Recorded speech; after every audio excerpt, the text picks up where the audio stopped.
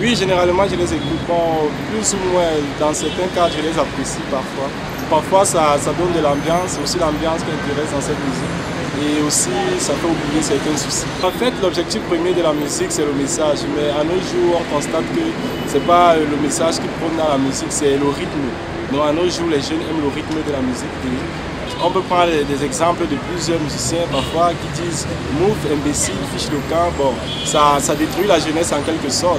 Malheureusement, le ministère des Arts et Culture ou alors ceux qui sont en charge des musiques, vous voyez, ceux qui chantent, taper, coller la petite, coller ou danser, sauter, quoi. En tout cas, tous ces mots qui copient des chanteurs, malheureusement, ce sont des chanteurs camerounais, mais ça fait du buzz, ça va grandissant et nos jeunes, même le plus petit enfant, vous voyez un enfant qui a 2 ans qui dit coller la petite.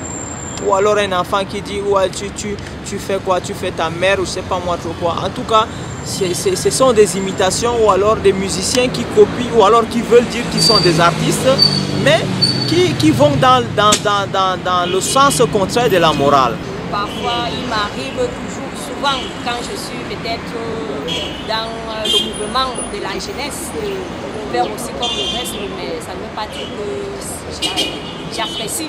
Je n'apprécie pas parce qu'il y a des messages qui frappent, qui énervent nos parents. On demande c'est ta soeur, c'est ta cousine, c'est ta colle les bêtises, vraiment c'est l'injure auprès des parents. Quand tu chantes ça à côté de ta mère, vraiment c'est beaucoup. La répercussion, c'est qu'on rencontre dans la rue des filles qui vont presque nues, des petites filles. En dehors de ces filles, des garçons qui percent les oreilles. Et puis, dans des établissements scolaires, on enregistre des scènes d'homosexualité, de lesbianisme et tout. On en a enregistré partout dans les collèges ici en haut. Tout ça part de cette musique obscène et autres. Vivement que les parents aussi s'y mettent parce que le parent est le premier capital pour essayer de maîtriser la jeunesse.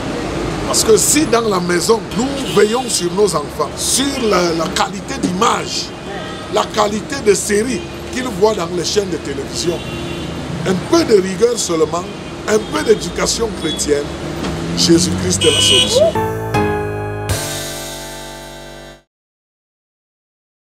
L'exposition permanente à ces médias et le fait que les jeunes les stockent de façon permanente dans des périphéries de stockage, dans leurs téléphones et autres là, et le fait qu'ils les consultent à des fréquences régulières, construisent en eux un imaginaire qui les oriente nécessairement vers des champs, n'est-ce pas, de mise en exergue de cet imaginaire.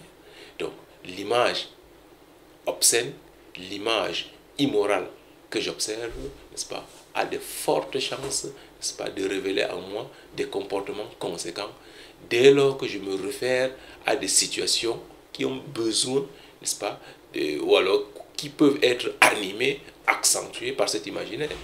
Je vais être simple. La violence à l'école, bien évidemment, si on peut décrire et visibiliser le phénomène de la violence, il reste que dans sa compréhension, on se rend compte que ça pourrait être la conséquence d'un habitus construit, n'est-ce pas, bien avant, à travers des schèmes qui ont été bien installés dans la conscience collective et qui ont historiquement été des hypothèses d'action et qui n'attendent que des occasions d'action.